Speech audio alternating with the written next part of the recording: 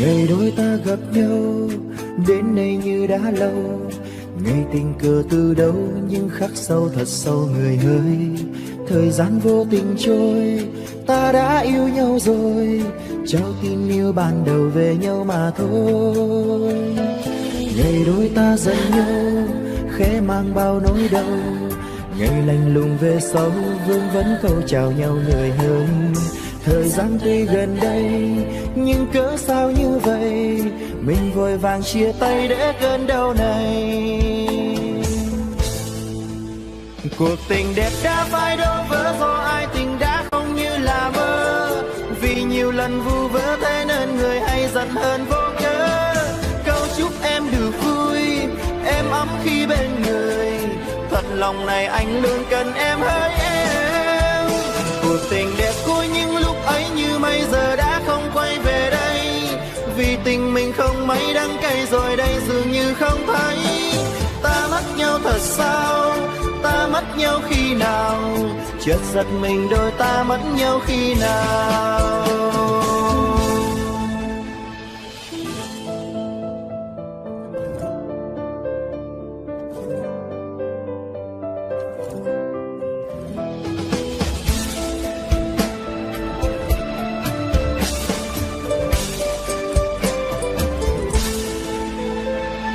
Ngày đôi ta dần nhau, khẽ mang bao nỗi đau, ngày lạnh lùng về sau vương vấn câu chào nhau người ơi. Thời gian tuy gần đây nhưng cớ sao như vậy, mình vội vàng chia tay để cơn đau này. Cuộc tình đẹp đã phải đổ vỡ do ai tình đã không như là mơ, vì nhiều lần vu vơ thế nên người hay giận hơn vô cớ. Câu chúc em được vui, em ấm khi bên người, thật lòng này anh luôn cần em hỡi em. Cuộc tình đẹp của những lúc ấy như bây giờ đã không quay về đây, vì tình mình không mấy đắng cay rồi đây dường như không thấy. Ta mất nhau thật sao, ta mất nhau khi nào, chợt giật mình đôi ta mất nhau khi nào. Cuộc tình đẹp đã phải đổ vỡ do ai tình đã không như là mơ, vì nhiều lần vu vơ thế nên người hay giận hơn vô cớ. Câu chúc em được vui, em ấm khi bên người, thật lòng này anh luôn cần em hỡi em. Cuộc tình đẹp của những lúc ấy như bây giờ đã không quay về đây, vì tình mình không mấy đắng cay rồi đây dường như không thấy. Ta mất nhau thật sao, ta mất nhau khi nào, chợt giật mình đôi ta mất nhau khi nào. Ta mất nhau thật sao, ta mất nhau khi nào, chợt giật mình đôi ta mất nhau khi nào.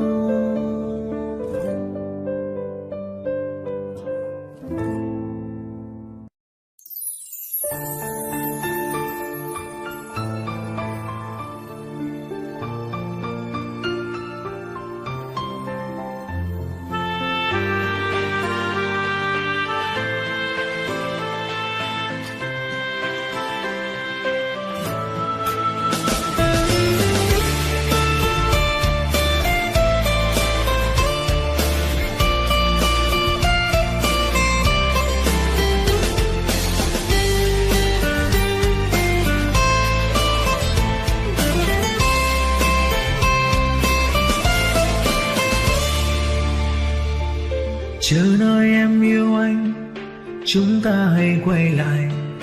Thời gian anh đợi em chỉ nhận lấy bao nhiêu là niềm đau. Nhìn em bên người khác nắm tay ôm hôn đắm say, anh một mình lạnh lẽo cô đơn nhận lấy mùi vị cô độc.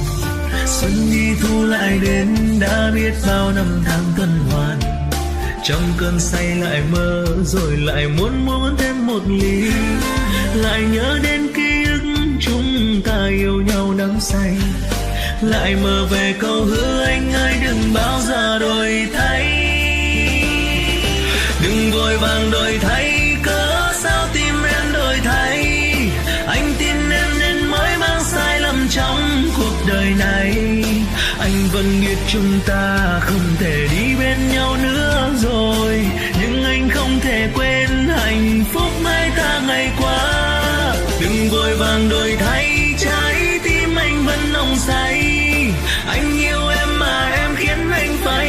phải thảm bại vậy. Đừng để anh cô đơn, đừng để anh lại phải cô độc. Đôi tay ai nâng niu giọt nước mắt anh mặn cay.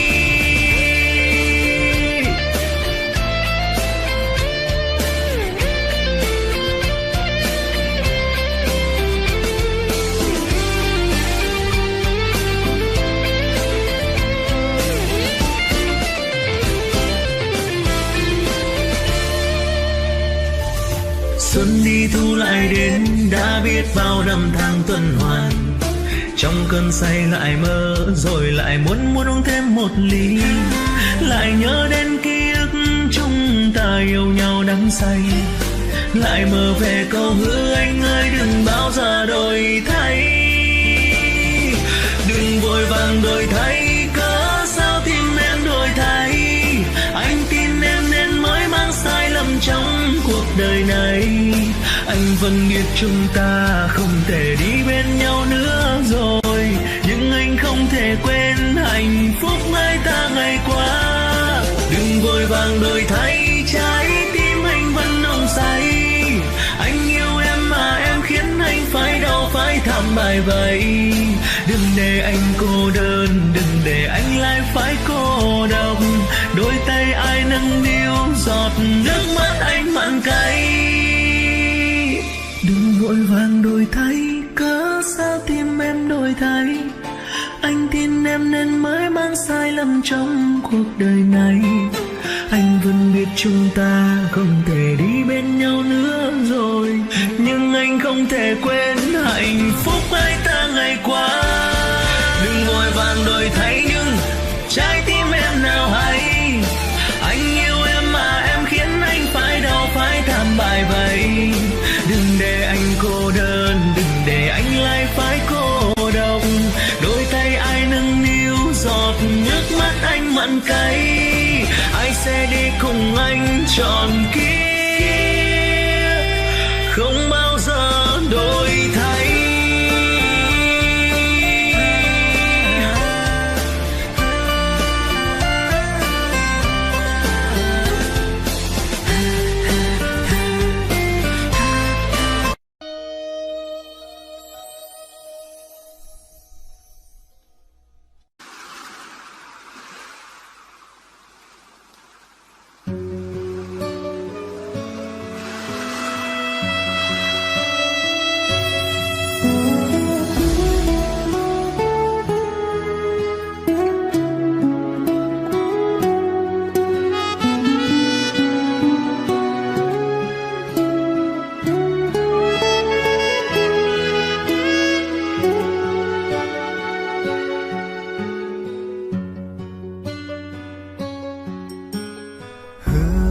Sẽ có nhau, nhưng tại sao trái tim em mang tình yêu chúng ta đi về đâu?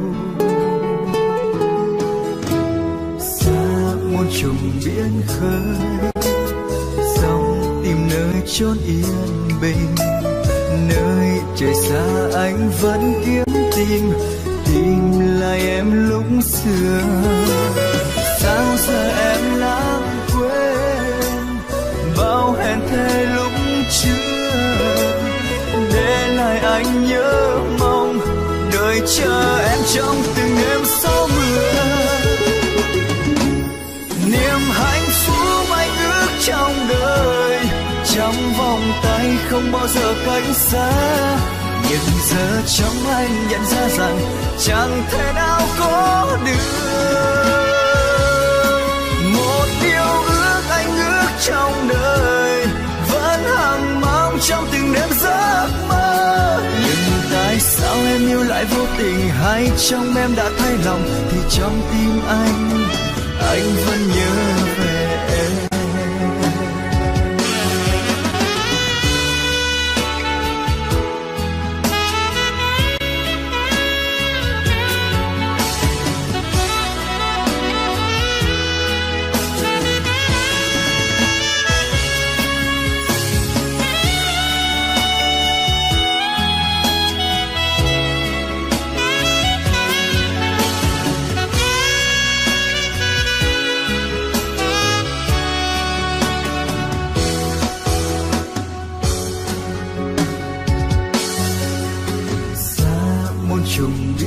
khơi, dòng tìm nơi chốn yên bình, nơi trời xa anh vẫn kiếm tìm lại em lúc xưa.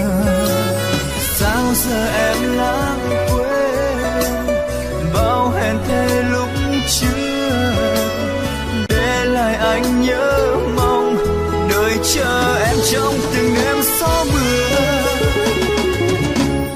Niềm hạnh phúc anh ước trong đời, trong vòng tay không bao giờ cách xa, nhưng giờ trong anh nhận ra rằng chẳng thể nào có được. Một điều ước anh ước trong đời, vẫn hằng mong trong từng đêm giấc mơ. Nhưng tại sao em yêu lại vô tình, hay trong em đã thay lòng, thì trong tim anh vẫn nhớ về em.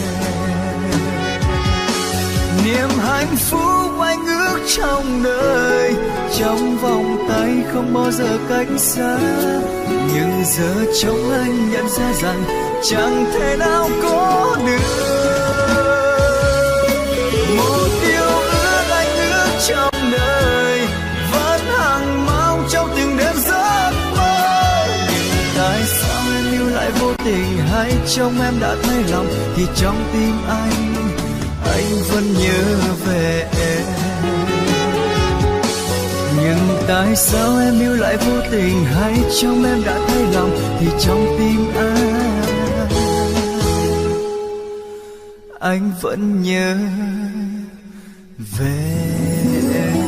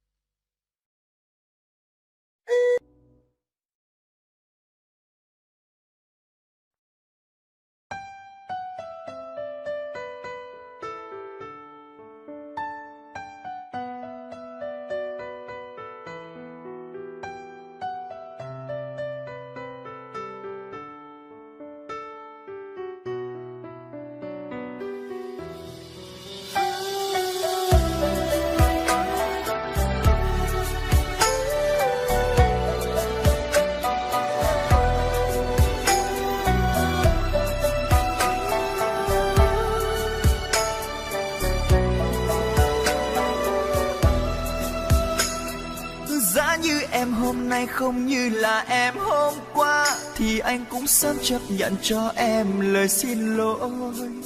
Mặc dù anh biết em chia tay cũng chỉ là vì đam mê phù du, đam mê lợi danh, em bỏ mặc anh. Quay về đây em cầm tay, em không trên đôi vai này, em nói em còn yêu anh như ngày xưa. Em đâu nghĩ rằng anh còn yêu em không, hay là hết yêu em rồi. Lầm lỗi trong anh sẽ mãi là vết thương không lành. Gạt đi nước mắt thôi, nghĩ về em, tìm về nơi chốn bình yên. Gạt đi nỗi nhớ cứ mãi theo anh như ngày đầu tiên. Gạt hết tất cả hạnh phúc yêu thương ngày xưa vẫn còn tha thiết. Lúc anh chưa nhận biết sẽ có lúc phải tan biến. Sự thật là anh còn yêu em, nhưng phải làm sao đây người ơi. Chia tay nhau sẽ rất dễ, nhưng cũng quá khó tìm lại ở trên môi. Từ tập quên em đi, học cách nhận biết là anh hết yêu em thật rồi. Tình yêu có nghĩa sẽ đến với em một ngày nào đấy thôi.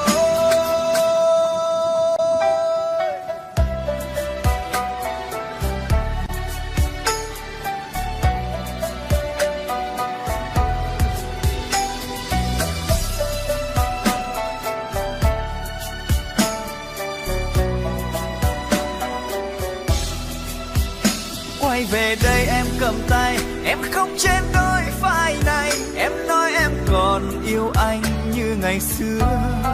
Em đâu nghĩ rằng anh còn yêu em không, hay là hết yêu em rồi. lầm lỗi trong anh sẽ mãi là vết thương không lành. Gạt đi nước mắt thôi nghĩ về em, tìm về nơi chốn bình yên. Gạt đi nỗi nhớ cứ mãi theo anh như ngày đầu tiên. Gạt hết tất cả hạnh phúc yêu thương ngày xưa vẫn còn tha thiết. Lúc anh chưa nhận biết sẽ có lúc phải tan biến. Sự thật là anh còn yêu em nhưng phải làm sao đây người ơi. Chia tay nhau sẽ rất dễ nhưng cũng quá khó tìm lại ở trên môi. Tự tập quên em đi học cách nhận biết là anh hết yêu em thật rồi. Tình yêu có nghĩa sẽ đến với em một ngày nào đấy thôi. Gạt đi nước mắt thôi nghĩ về em, tìm về nơi chốn bình yên. Gạt đi nỗi nhớ cứ mãi theo anh như ngày đầu tiên. Gạt hết tất cả hạnh phúc yêu thương ngày xưa vẫn còn tha thiết. Lúc em chưa nhận biết sẽ có lúc phải tan biến. Sự thật là anh còn yêu em nhưng phải làm sao đây người ơi. Chia tay nhau sẽ rất dễ nhưng cũng quá khó tìm lại ở trên môi. Tự tập quên em đi học cách nhận biết là anh hết yêu em thật rồi. Tình yêu có nghĩa sẽ đến với em một ngày nào đấy thôi.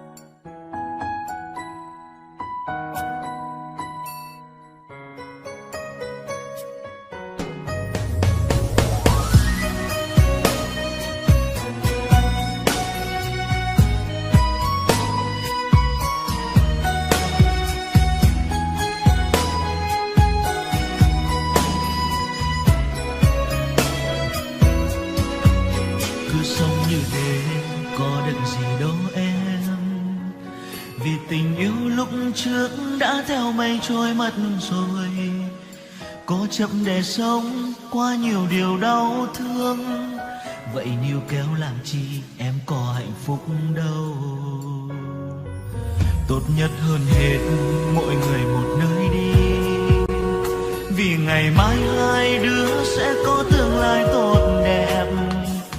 Rất khó để nói ra một lời chia tay, nhưng sẽ còn khó hơn nếu ta yêu nhau thế này. Thà là anh quay đi, nước mắt ngập tràn khóe mi, còn hơn phải nhìn em khóc than xé lòng. Rồi mai đây khi ai bên em sẽ hiểu ra thôi. Định mệnh sinh ra ta chẳng là của nhau.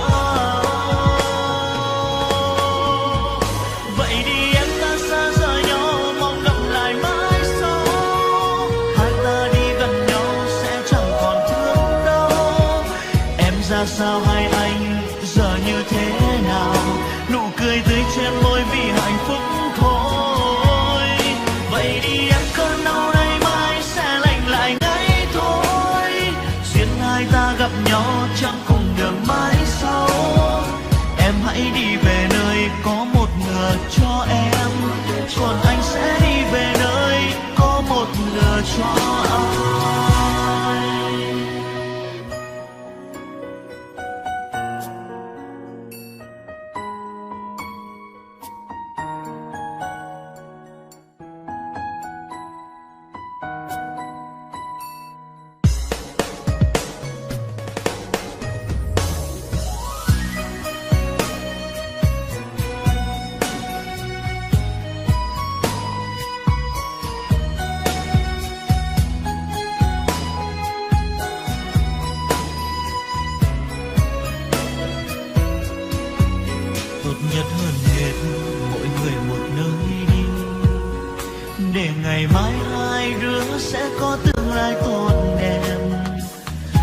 Khó để nói ra một lời chia tay, nhưng sẽ còn khó hơn nếu ta yêu nhau thế này.